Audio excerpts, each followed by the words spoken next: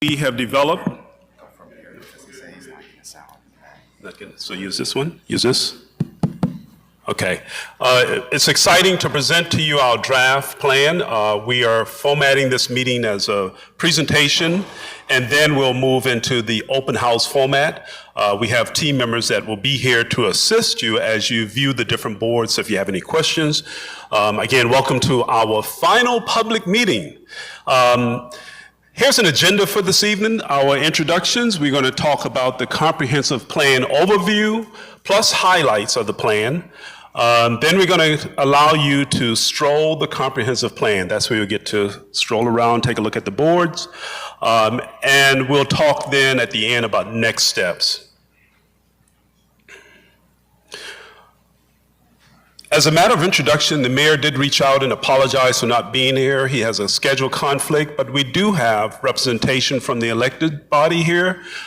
These are the visionaries of the city that put this ball in motion to develop the inaugural comprehensive plan. I would like to first recognize our Mayor Pro Tem, Ron Davis. Thank you for being here. Thank you for your support. I would also like to recognize Councilmember T.J. Ferguson. Thank you. And then we have Mr. Michael, our newest kid on the block. Thank you, McNeely. Thank you for being here. Did I miss any Oh my goodness. I look right over her. You know, Councilmember Cassandra Brown. Thank you. I'm so used to seeing her in our working group meetings, I keep forgetting now you wear a different hat. So congratulations to both electeds. And we've worked extensively with all of the members of the leadership team in the city of Mableton, and we're very excited about that. Then we have on the city staff, Mr. Tank is not here. He's been very involved from a city manager's perspective. But we do have the director of our community development, Michael Hughes. Thank you, Michael. Tina is the deputy director. Artie Jones is not here. You can clap for Tina.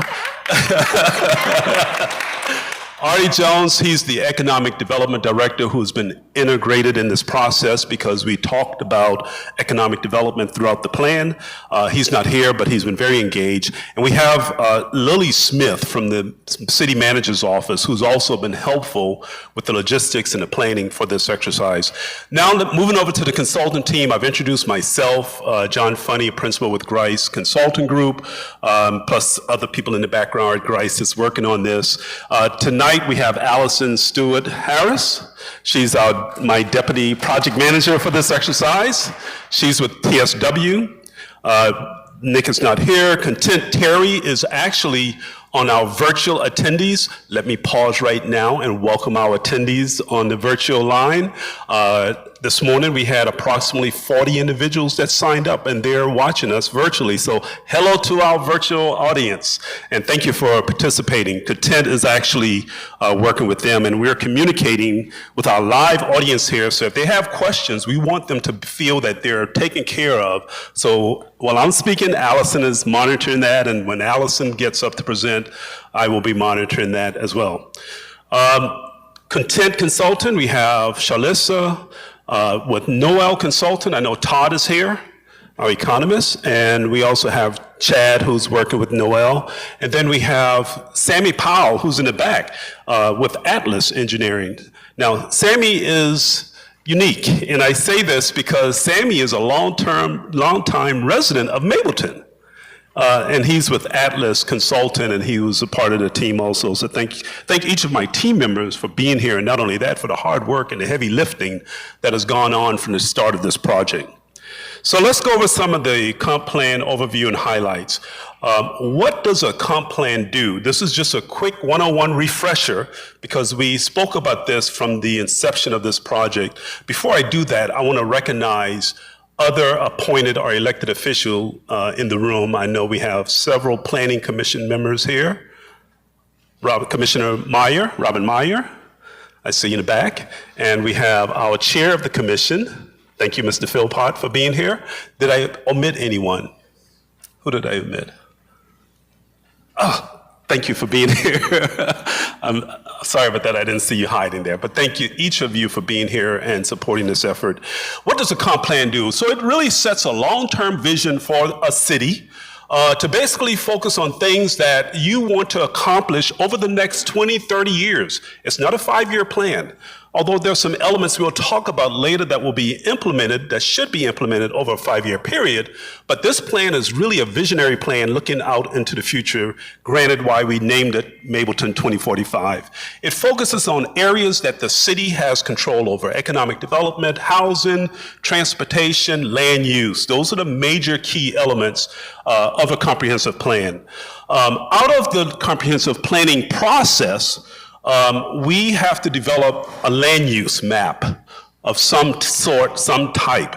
And we've done that, and that's a big piece to the comp plan, figuring out what is the vision of a city or of an area based upon input from the community, from leaders, from stakeholders, from businesses and residents. So we will be presenting the future land use map as we've developed it.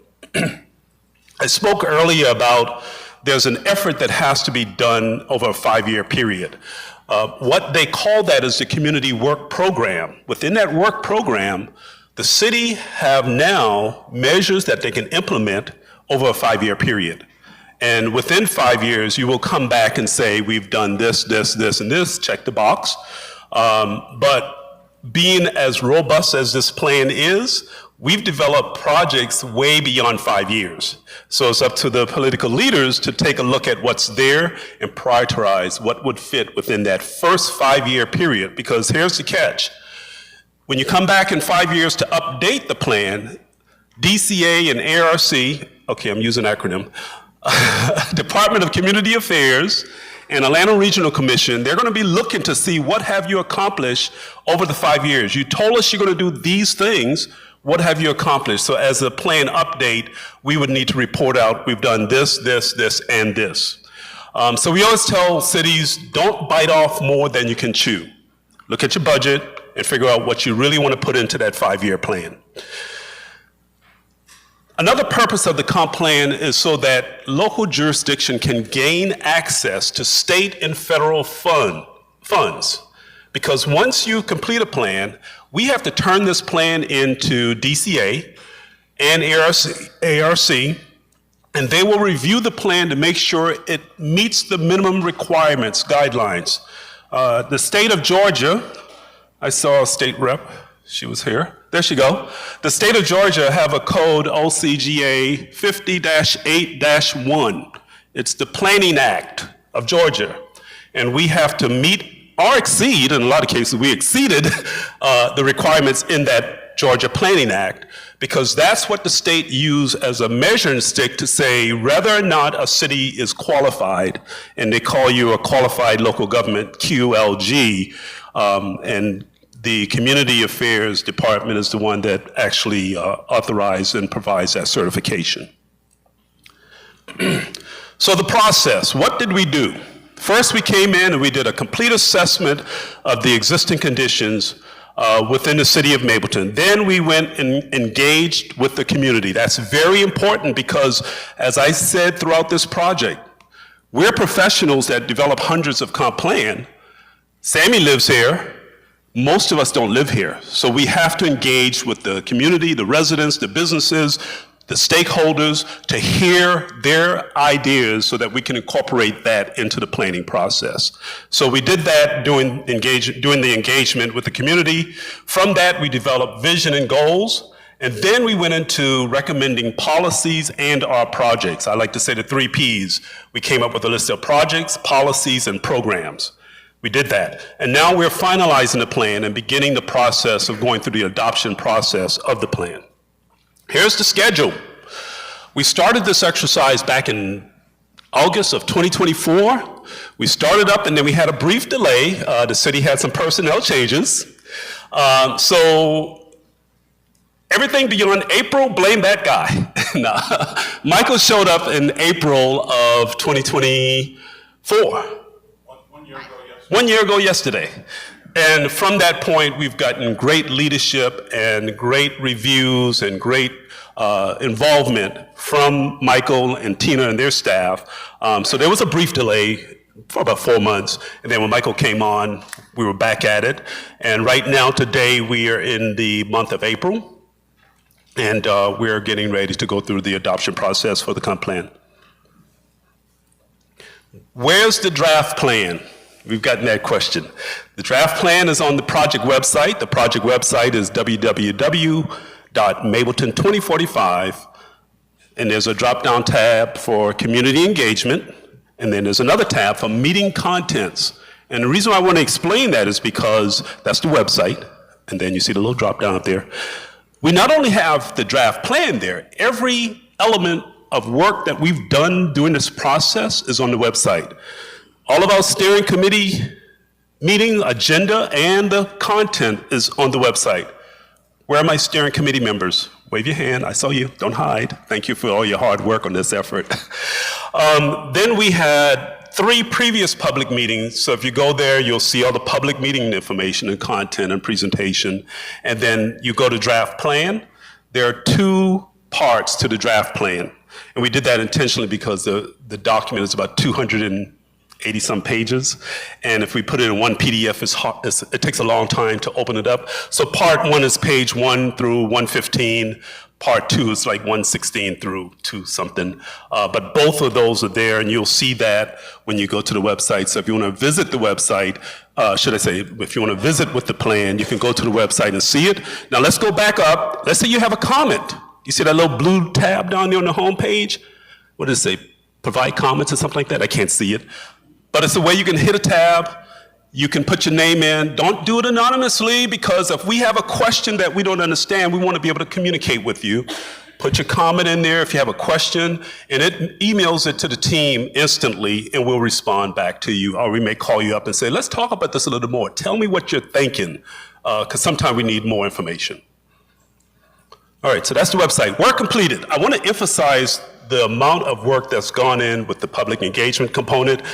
We've held one-on-one mayor and council interviews. We've held focus group interviews. When you say who are the focus group, we've held it with the Ministerial Alliance. We've held it with the seniors. We've held it with the youth. We've held it with the school board representative. So we do that intentionally because several people look at a comp plan differently on the needs. So we have to look at it from different angles of the mirror. We've held key stakeholders interviews. We've had 4 steering committee meetings. We've also attended pop-ups at community events. And then we've had planning charrettes for the small area studies. And we've held 3 public meetings and workshops. And tonight is the 4th and final public meeting. Taking a look at the room. I did this intentionally because I wanted you to understand how the residents and the businesses felt about this process. Typically, when we start a comp plan, we get things rolling, you may get 20 to 25 people show up for the first meeting. For Mableton, we had over 130 people show up for the first meeting. That's a good problem to have. And we were very excited about that. They've had activities to work on during the meeting. We made sure that they were involved with the process. Our commissioner came in and she gave comments. Now, this picture is unique because this is after the meeting is over and they would not go home. We had to turn the lights out on them. But that was a good problem because people were really engaged with the process and was excited about the city taking on its comp plan. As we look and dive into some of the small areas, we took road trips. Right, Todd?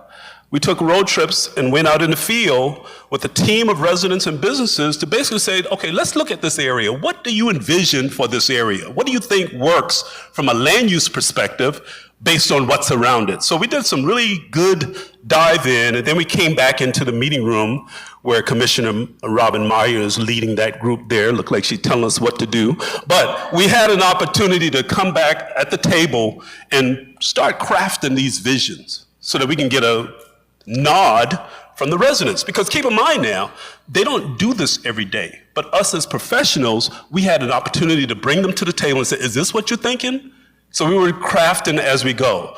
What do they say, making sausage in the kitchen and trying to fix a plane in midair? We were doing that along the way. The steering committee meeting, very well attended. We had 18 steering committee members. Our state representative, she served on the planning committee, steering committee as well. Those balloons are not for a birthday party. They're not for a birthday party. Todd, our economist, as we begin to look at envisioning, we had to keep it real. So Todd had an exercise to say, okay, tell me what you think, and I'll tell you if I'm gonna burst your bubble or not. So that was the exercise that we used for the balloons, because in order to have a successful city, you have to have the right components that works. And I always use the example, I would love to have a Ritz-Carlton built next to my house. That ain't gonna work. So we had to really keep it real for the residents so that there are no false expectations. Work completed, we developed the vision and goals, as I mentioned earlier. We presented that at the steering committee and got those moved through the process. And as I mentioned earlier, so we developed the recommended policies, projects, and programs. We built out those based upon the goals and visions. You should be able to map every policy, projects, or programs to a goal in the plan that we developed. There's got to be a connection. We just didn't pull a project out of the air. No, it was developed because of what we heard from a goals perspective. And we're going to go over the goals in a minute. So we're in the process of finalizing the plan, getting comments on the draft document. We've already submitted it to the city. We've submitted it to the steering committee members. It's out there for the public. We presented to the Planning Commission as well, and tonight we need your input as well. This isn't the only time you will have an opportunity to give us input. You can give us input up until mid-May. Mid-May, earlier better, but mid-May. As we present this to the mayor and council, those will be official public hearings. You can still give comments at the public hearing. So you have plenty of opportunities for bedtime reading of this nice document to give your comments, because it's a nice hefty document. I mentioned earlier it's like 280 some pages, I believe it is. All right, what are the elements that we reviewed based upon the DCA requirements? We looked at land use, economic development, housing, transportation, environment and sustainability, cultural resources, and then historic preservation. Now, when you have a document of this magnitude, you have to structure the document. This is how our document is structured, so when you begin reading, there's a chapter on existing condition assessment, there's a chapter on community feedback and priorities, then there's a section on needs and opportunities, there's a section where we write up on the goals, and then we come back and write up on the recommended policy, projects, or programs. And then because the future land use map really touches all of those areas, we then talk about how the land use would drive things and make things happen based upon other activities going on. Example, transportation. You have to have an effective transportation system in order to implement some of the land use changes. So those are the way that we address this, and that's why we always give some guidance on the land use side, because you don't want to bring in intense land use and your transportation system cannot support it. Now, we may have came up with some transportation projects along the way to help support some of the land use recommendations, but you have to really work those together. And that has gone on for too long in the planning community, where some people do land use and forget about transportation, and then you get cities with congestions that's not manageable. So we made certain that we played off of every element to touch on land use to see what type of guidance we would recommend. So I'm going to bring up Allison at this time, and she's going to take us through the goals for land use and the other elements. All right. Good evening, everyone. Thank you all so much for staying engaged throughout the process. I'm not going to belabor these too much, because really tonight I want to make sure you have enough time to take a look at the board. So we'll go through these fairly quickly. If you have questions, please come grab me afterwards, and I'm happy to discuss some more. So I'm going to go through element by element what our main goals are. I do want to note where these goals came from. So these goals came from you all. Again, all that engagement that John mentioned that we did, our community meetings that we've had, our steering committee, these were really drafted with the community. As your inaugural comprehensive plan, we weren't inheriting any goals from anyone else. These are from you all. So it's really important to us that if you see something on here that doesn't really resonate with you, come talk to us and let's make sure that we get this right. All right, so for land use, is how land can be improved or developed over time. The goals in the comprehensive plan right now are to create a true downtown district, kickstart transformative development with new investment, promote walkable design, diversify non-residential uses. I want to talk about this one for a second.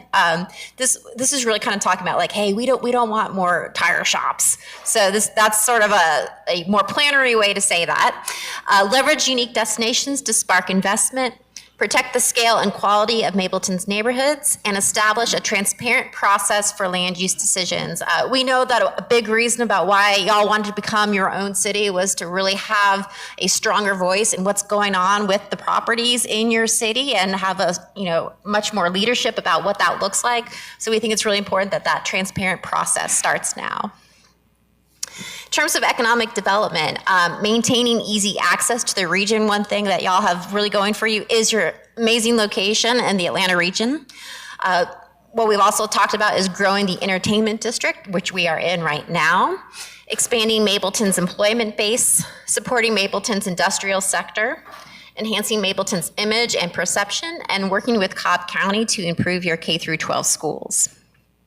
In terms of housing, again, a lot of these are really interconnected with one another, but addressing declining housing conditions, encouraging entry-level housing construction, supporting a mix of housing types, and supporting seniors to age in place.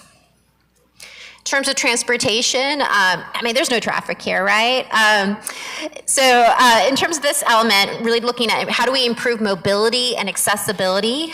Can we look at how to expand some public transit opportunities, promoting safety for all modes, supporting sustainable systems, improving equity and affordability, modernizing your infrastructure, foster regional connectivity, and strengthen north-south and east-west connectivity. In terms of environment and sustainability, clean up Mableton. One thing we heard really clearly from the community is, hey, look, this is a really beautiful place. We want to make sure that when you're driving down the roads, you're not seeing litter everywhere. We want our community to be beautiful. Expanding access to nature, improving your stormwater management, which is really talking about flooding, protecting and expanding your tree canopy, and protecting your scenic view sheds. Y'all have the most amazing views into Atlanta. It's pretty incredible.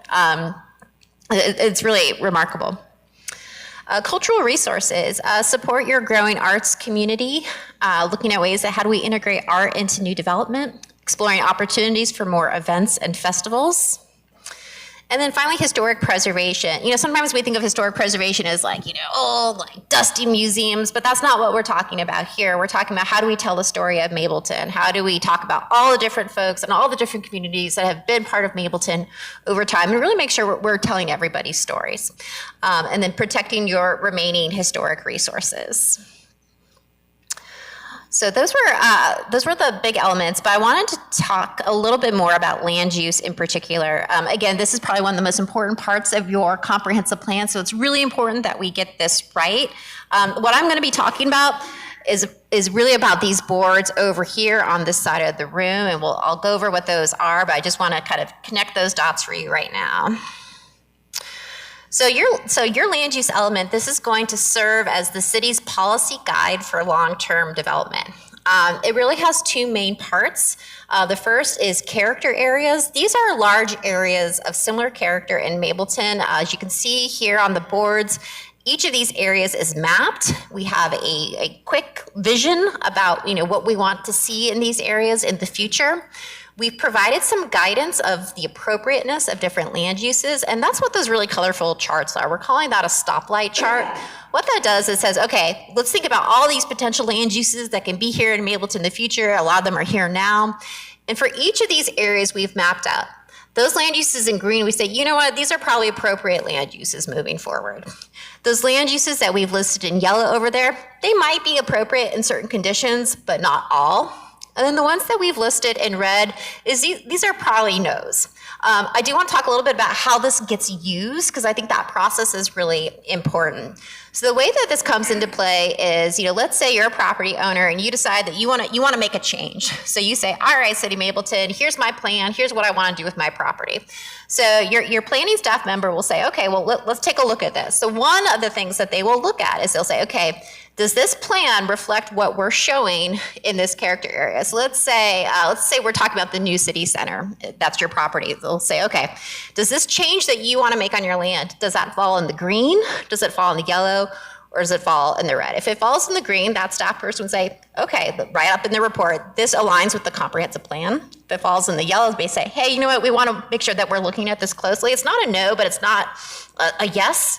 Or if it's in the red, it says, you know what, this is not in line with the comprehensive plan, and so City Council will need to really consider that closely. So that's the way that this process works. It's not, this is not the decision. It is one major factor in the consideration of the ultimate decision.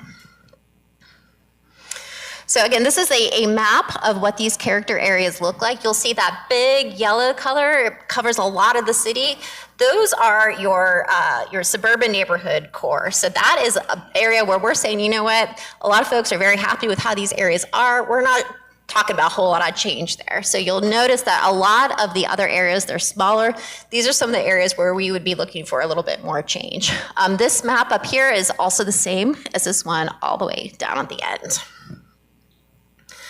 I went through these elements, but as you go through these boards, you'll see the name of the character area, you'll see a map, you'll see some example character images to kind of give you a feel for what we're thinking about. We have the vision, and again, we have that stoplight chart.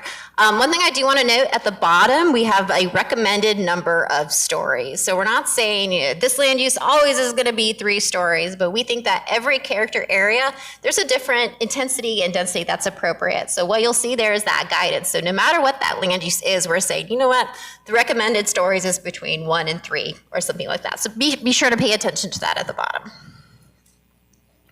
I went over the stoplight. Again, if you have questions, please come see me or grab my colleague Phoebe here in the yellow. And again, the density is important. So we do have this map up here because I wanted to make sure everyone kind of sees what these intensities look like. So the lighter the color, the lower that kind of top level of density. This doesn't mean that everything in this character area, we want this to be 6 stories or anything like that. This really recommends a maximum to be considered. A lot of times what happens is that maximum never gets reached. So we did want to kind of show y'all what that would look like if we colored the map based off of that maximum height recommendation. The other thing that let me pause here. So what we're going to ask y'all to do as you go and look at these boards, you'll see there's a column on the right with nothing. It says comments. We've got Post-its, we've got pens. We'd love to get your comments on that. If you don't have a Post-it, just write right on it. They're not sacred. Go for it. We want your feedback. And again, it's really important that we get this right. I would, no offense to John or Todd and the other elements, but I really think this is the most important one for us to make sure that we're hearing y'all on. So we want to get your comments on that. You'll see these other boards in the back. I expect everybody in this room to read every single word on them. This is your community work program. This is that to-do list that John mentioned. This is something you haven't seen yet. If you have been to our meetings before, this should look familiar, but the work program, this is new. This is part of the implementation strategy. This is that to-do list for the next 5 years. We have little star stickers. We'd love to get your thoughts on which of these programs or initiatives that we're putting in that community work program you really think are a big priority. So we'd love to hear from you on that.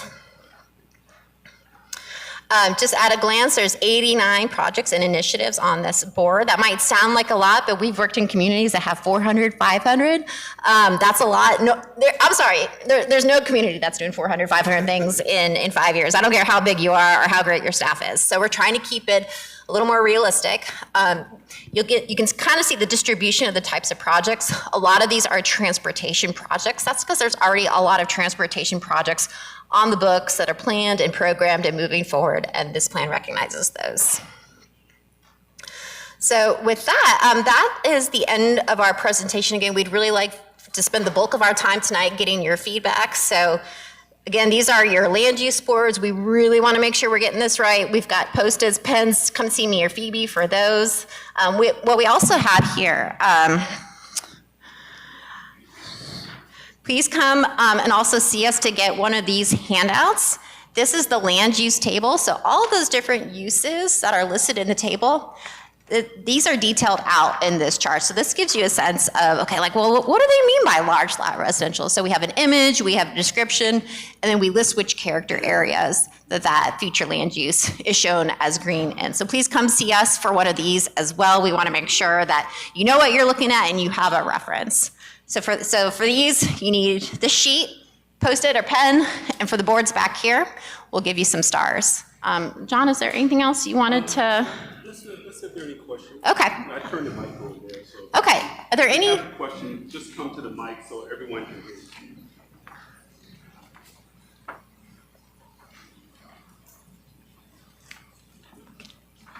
Hello, can you talk about what you see as low, I know you talked about the transportation projects, but what do you see of this plan as low-hanging fruit, that's easier to get done, and what do you think would be the more difficult, complicated things to get done? That's a great question. So there's a number of initiatives on the work program that are programs or committees or, kind of those things to get done. So you'll see that this isn't a low-hanging fruit, but it's a really important hanging fruit. It's like the bunch of bananas, I would say. So the way for this to get implemented is through changes to your zoning code. So again, this is the high level policy. This does not change your regulations. There's a really important next step of making sure that your zoning lines up with that. And that is a big old undertaking. It's not a low hanging fruit, but it's a necessary and nutritious fruit. And I would add also, you mentioned some of the early. Thank you, so the online people can hear. You were asking what are some of the early low-hanging fruits. Within the transportation section, the city is going to be going through a future SPLOS initiative. So several of the transportation projects would be qualified for some of that funding, which you can aggressively move that forward. What about the difficult part?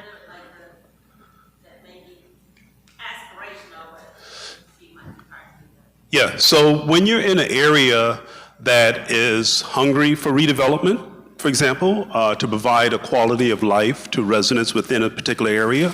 And I always like to use the example that Todd taught me. We could figure out through big data if I use a certain hair product and where I go to buy it, because when I go to buy it, I scan my debit card and they match my zip code to my last four numbers. And Todd go to big data and said, John went to Atlantic Station to buy that hair product. If we know that there's a big demand and need in this area, that's one way of creating that. But you have to get a developer to come in to help put that puzzle together.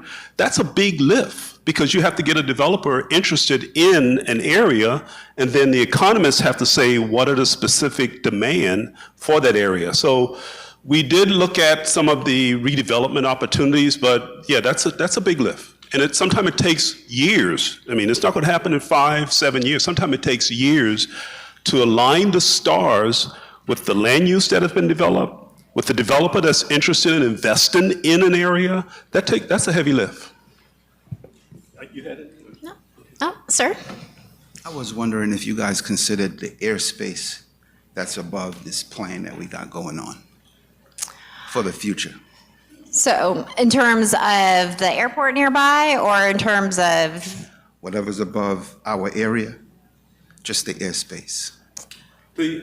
The only thing that was considered in the transportation is the urban air mobility aspect, in which we asked that the city do a study on that. That's a technology that's coming around. That's the only thing we did from an air perspective, looking at futuristic transportation, because it's coming. I mean, it's already being tested in Dubai. You go outside and there's a big drone and you get in, and it's almost like the Waymo. You're not on the roadway. The drone picks you up and take you somewhere. It's not going to drop you out of the sky, but it lands and you get out like it's a taxi. That's being tested in Dubai, and we did talk about intelligent transportation systems that would fall under there. So we did ask that be looked at as some initiative. Futuristic. It's not going to happen in 5 or 10 years. Are you asking about development rights in the air or? Okay. All right. So the short answer to that is no. So there is sort of a very wonky planning tool called the transfer of development rights, which says, all right, if I've got, the rights to build a 6-story building on my property, but I only really want to build 2, can I sell my development rights to go 4 up in the air to somebody else? So is that what you're asking about, sir? Ish? Okay. So that is a tool. That's not a tool that, Todd, correct me if I'm wrong, that's not a tool that we really considered here as, particularly viable in most cases. But I think as we look at some of the small area plans, maybe further into the future with the new city center, that's one of the areas where we are talking about allowing a little bit more intensity. Maybe that's a tool that we could look into a little bit more, but no, we did not really consider that as part of the plan. Sorry. Yes, I noticed that you have 11 items under the environmental sustainability section. What I was curious about and didn't see there, but there was no reference to the area of solid waste. You talk about recycling. There's no reference there to solid waste, and the first thing that comes to my mind, you mean 2030 and beyond, we're still going to be landfilling trash? Because there's going to be a shortage of landfill space that's going to affect everybody. Sure. And I'm just curious as to how that area is not addressed out of the 11 items in terms of we need to be making a plan now to deal with it. So that's a great point. So that's not something that we heard a whole lot about throughout the process, but if you think that's something that should get into the community work program, I definitely would love to get you to put a post-it on there, and we can look into that and make sure that that gets reflected. Thank you. Great, thank you, sir.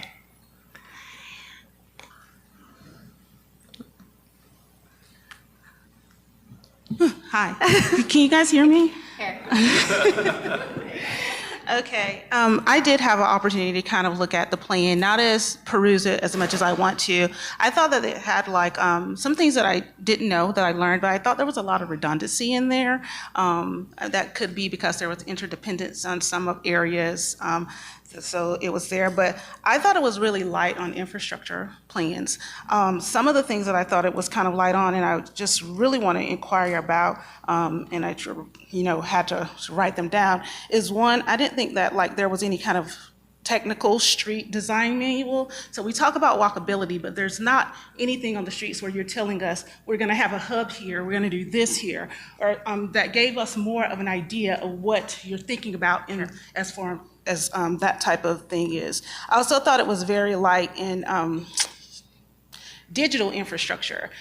We have a lot of issues with our grid. It's not expanded out the way that it should be. And we were just named a smart city, but we weren't talking about when we do like new digs in sewers, like we're not at the same time when we're digging for sewers or something, putting in fiber optics. So we have like one digs and like we don't have to continue to do that. I also thought that like, we talked about green infrastructure, like for stormwater management, but you talked about like a centralized park, but I also think we have to think about this in a decentralized manner because there's flooding all across Mableton. So I didn't see anything that suggested that. And also how we're gonna pay for it, like infrastructure funding. Like we talked about TADs and CIDs, but you didn't list where it made sense for those things to be. So those are kind of things that I would like to see. So just from setting the ground of where we were, the comp plan is that 40,000 feet in the air planning visionary document. It's not the detail of what you're looking for in an infrastructure plan. This is not that exercise. What happens when you have a visionary plan, that's the requirement for DCA. So you're not going to get the detail like how a streetscape project would look. We use some examples throughout the document, but that's only to give it a nice picture. But the 5,000 feet in the air is where you begin to drill into those specifics. So this wasn't that exercise that the comp plan is scoped to do. When it comes to budget costs, that's a very good question. We put a cost estimate with every project that's in the plan.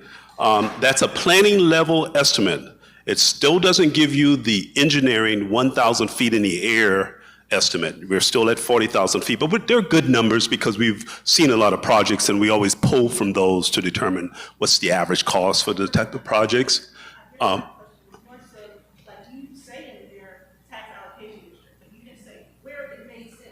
Oh, yeah, no, again, we're still too granular. We're still at the 40,000 feet in the air. What we may have referenced are tools that agency utilizes for typical development. So we may have referenced TAD, CIDs, things of that nature, but you won't get this in this plan. There's no comp plan that have that level of detail because, I'm sorry?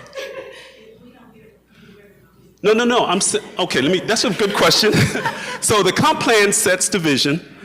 Later activities, projects, policies, and programs will get to that level of details. So the city's gonna be working on projects from now until, so this is only the planning level. But for example, we named because you talked about it, fiber. We named the Intelligent Transportation System Master Plan. That takes a city, that's a project, they have to develop that plan, which specifically says, where do we have deficiency in internet service, Wi-Fi? Then when we install the fiber for the transportation network, you have an ability to tap into to put Wi-Fi service throughout the city. So that comes with that project that we name Intelligent Transportation System Master Plan. It looks at the Wi-Fi and it looks at fiber installation, wireless technology. So there's a lot of technology, but again, this project, this planning exercise is at the 40,000 feet in the air. We've identified the projects that will give them that granular of information you're asking about. Yes. If I can just add, thank you so much for reading the plan. That's wonderful. You know, sometimes we're writing these things, we're like, man, is anyone ever going to read this? So thank you for taking the time to read that. It's not necessarily a light and easy read. I would say too, you know, John's right. You know, in a lot of ways, comprehensive plans can be a little unsatisfying because it's just this high level guidance and you want that detail, right? So I would encourage you, again, kind of look at the community work program. We've got a lot of recommended further planning. If there's still things that you're like, you know what, nope, this isn't getting at any of that, put a post-it up there. Say, you know what, y'all really need to study this more. We need some more answers on this. So please encourage you, you know, just like we encourage the other gentlemen to talk about the landfills, please feel free to add to that board as well. Yeah. Hi, thank you. I have several concerns. One is that I like more details on the boundary of Mapleton. I can't tell where it ends up on that east side over by Smyrna. If the streets can be identified as to where it ends and begins, that's number one. Number two is I noticed that you have a medical center as a plan, but what I love to see is because of the fast development of Mapleton, that we get a medical center in Mapleton. And there has been a previous Maple Center in next to public that's available for someone to get in pretty soon. Last, I like to see Trader Joe's. Okay. I mean, don't we all?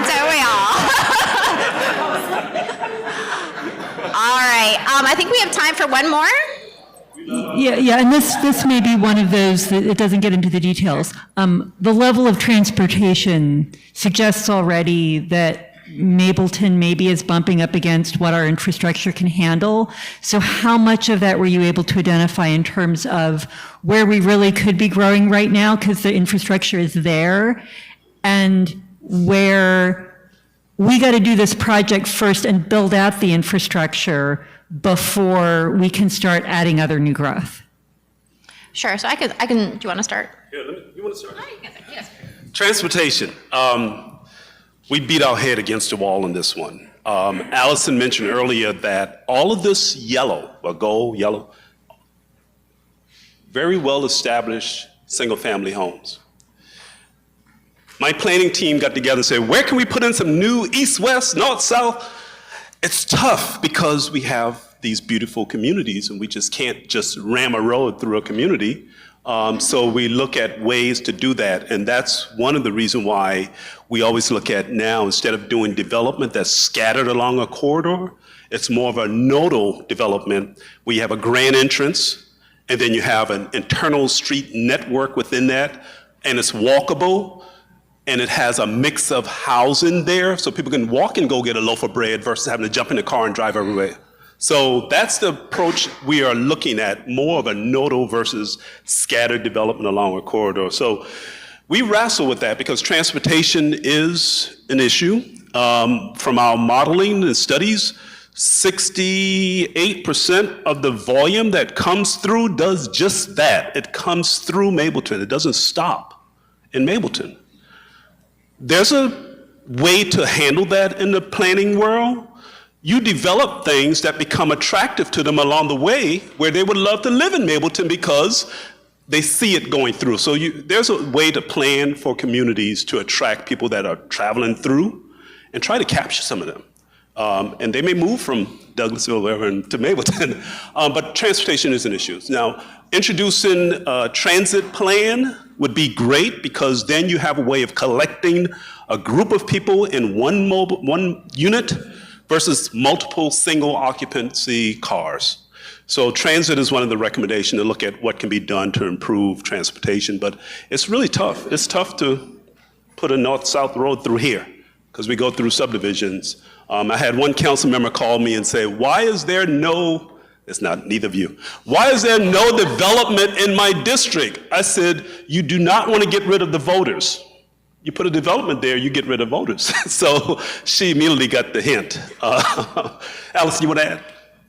Yeah, I just want to add a little bit on the land use side of that. I think sometimes when we think about infrastructure, we think like, oh, we need more roads, we need transit, we need these other facilities, but there's land use strategies too that I think we've baked into the plan. So one is that, John mentioned sort of the nodal strategy of development, right? One is, can we create places where people want to be where, within a 10, 15 minute walk, you can go and walk to a restaurant? Can we take that short trip off the road and make it a pedestrian trip? I don't think anyone's going to say, I'm going to walk across Mableton today, right? That's not going to happen. But can we create some of these centers where people can have those short trips by foot, by bike that are a little more comfortable?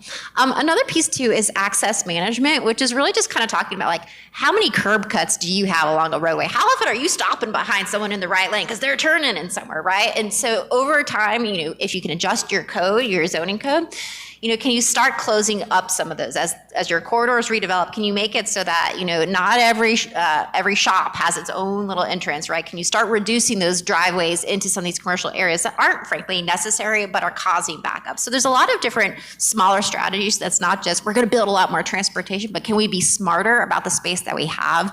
I think y'all are in a great situation. We were just in Gwinnett last night. Huge transportation problems, way built up. They've got huge 8, 10 lane arterials. Like, y'all don't want that, right? And you're in a position where you don't actually have to do that. You can be smarter. You can be a little more strategic about the types of development that you're allowing and what it looks like.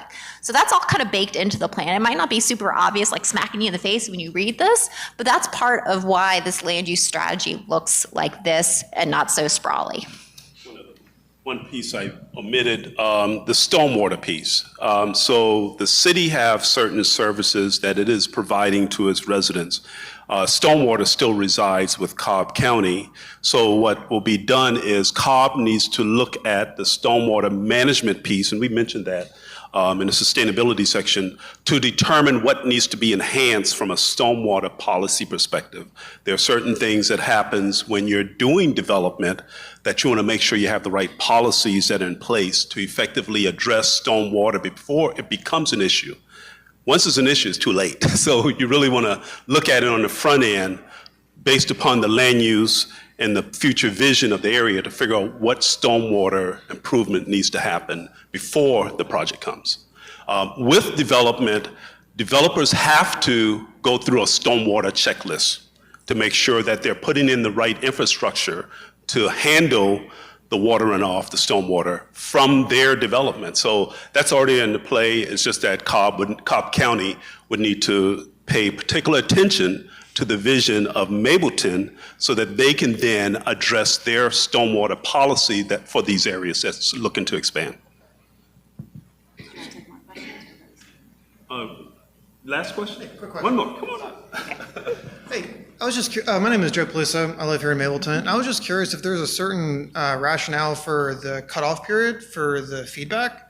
I know there's a lot of community work programs here, and so I was wondering if you would be open to each council member having an individual meeting in their district before presenting this to the city council.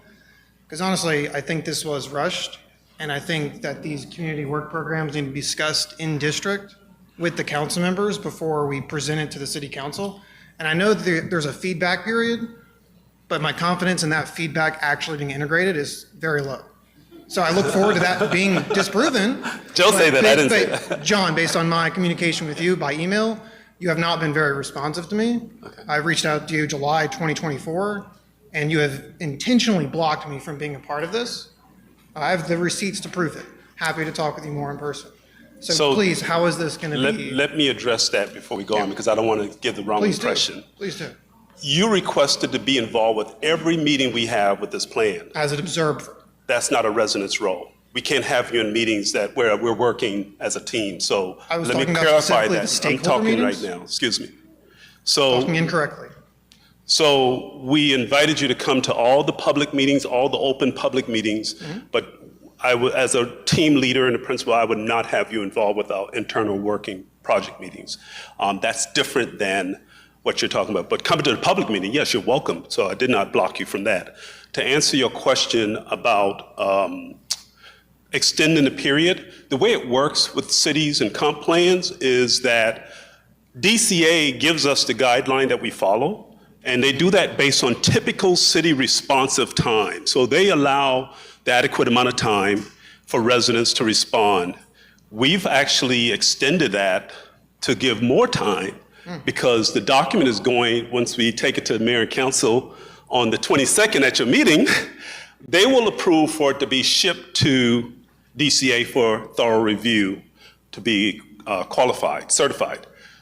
Even while they're reviewing it, the public still can provide comments. So that's why I said earlier, mid-May, end of May, because they request 45 days. So you still have time to review. It's not that we're cutting it off. Right. You have adequate time. And I showed everyone the comment form that you can send a comment in. Don't do it anonymously because we may want to talk to you to figure out exactly what you're saying if we don't understand it from reading it. So we're not blocking anyone. We're opening it up for good communication because this is your plan. But as professionals, we have to do our work in our setting, and that's where you ask, can you come and observe? No, you couldn't, and I still stand to that. But for the public meetings, yes, you're welcome to come to the public meetings or the steering committee meetings and work with us, but not in our setting, no. To clarify, it was for the stakeholder meetings, which I was a part of the HOA board meetings. I was requesting to be an observer of those 9 individual meetings, not your internal conversations. Okay. And So further, would you support the individual council members having a meeting about this plan in their individual district before presenting this to the city council on their meeting on the 22nd? we work for the city. Okay. Well, I was just asking if we're you not think scoped to board do was, that, but you have to talk to the city because we're not scoped to do that. Yes. Yeah.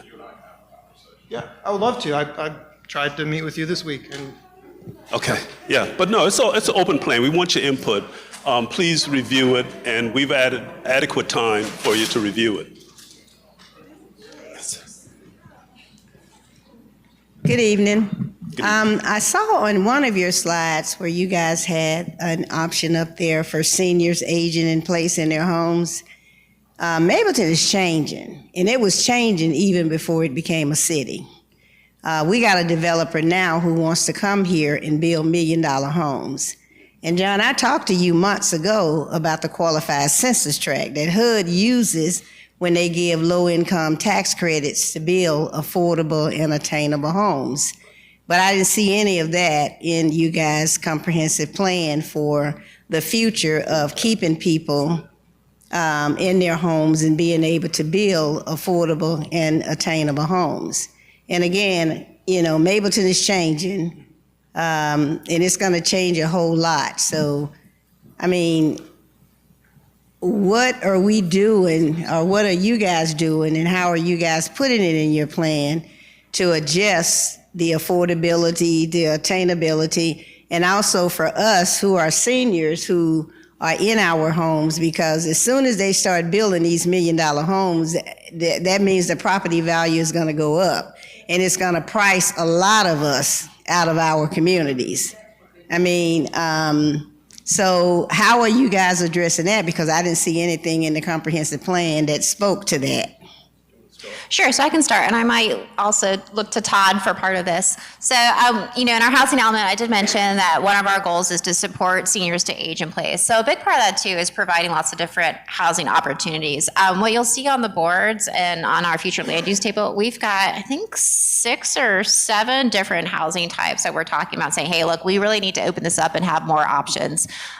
You know, short of a lot of communities trying to find ways to subsidize affordable housing, right now it's that's really tough, right? Because, developers aren't coming in just building affordable housing, right? That doesn't make sense for them. So one of the ways that we're trying to do is say, hey, look, how can we lean into what the market is actually building? One of the ways to kind of work with the market is to, encourage smaller housing is, right? Not the $1 million mansions, right? That's not helping folks, right? But how do we make it easier for people to say, I'm going to come in, I want to build a neighborhood of, 1,000 square foot cottages that are great for seniors or great for people who are just graduating school who don't need a lot of space. So how do we make that easier to accomplish? So that example is your cottages in this land use. So what we've tried to do is really say, in all these different areas, how can we expand those housing opportunities? That's not just giant single family homes, but there are those. But you say cottages though, but our community have been flooded with townhomes. I mean, everywhere you look,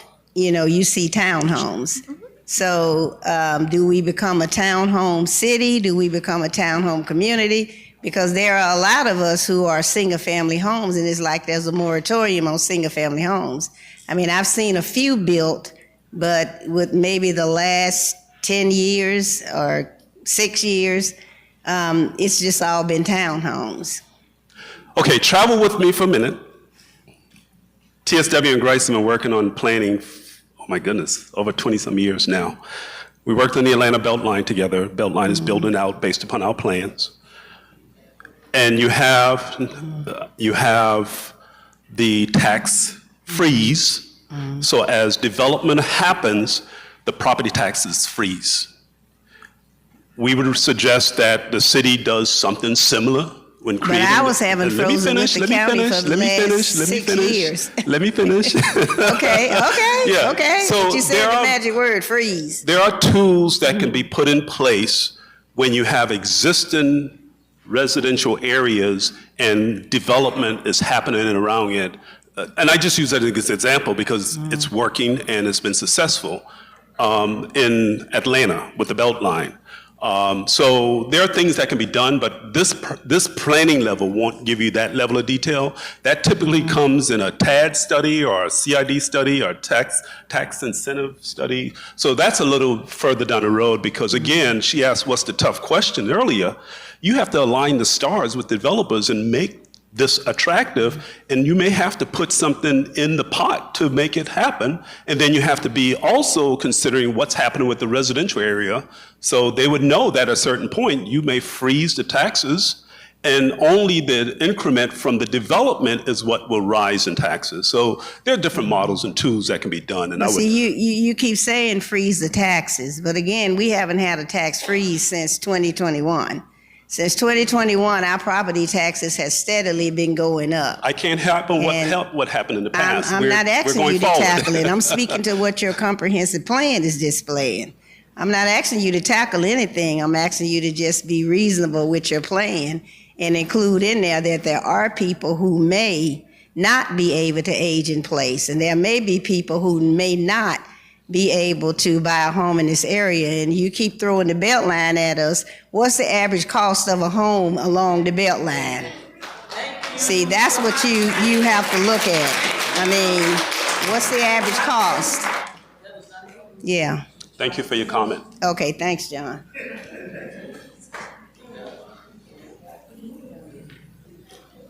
I have a comment. As I was walking around looking at the boards, I don't see a plan for Mableton Parkway. What is the plan for Mableton Parkway? Good question. There's a project on the transportation section that is recommending that the city develop a plan at that 5,000 feet in the air, because we're, again, 40,000 feet in the air. So we're not given the specific plan for each corridor in the city. That wasn't a part of the scope, but we do recommend that in the project list. And not only Mableton Parkway, I mean, Veterans Memorial Parkway, I mean, a lot of roadways. I saw Riverside, but I didn't see veterans. Well, I saw something about veterans, but nothing for Mableton Parkway. Yeah, it'll be on the transportation section back here. Okay. Yes. Sorry, ma'am, one other quick thing. One board to look at in particular is the suburban neighborhood transitions and the mixed-use villages. That talks about some of the development along Mableton Parkway. So if you want a little bit more detail about sort of that high-level guidance for that area, I want to make sure that you take a look at those boards. Hello, I'm a little late to the party, but I was wondering why Riverside Parkway is singled out from the suburban community core area. Riverside Parkway, you have it highlighted in red, You mean right there. Riverside Parkway here? Yes. When you That said what? Riverside Parkway, which is Oh, no, red. so when we do a GIS mapping, it picks roadway names, so that wasn't, it was just put there as a reference.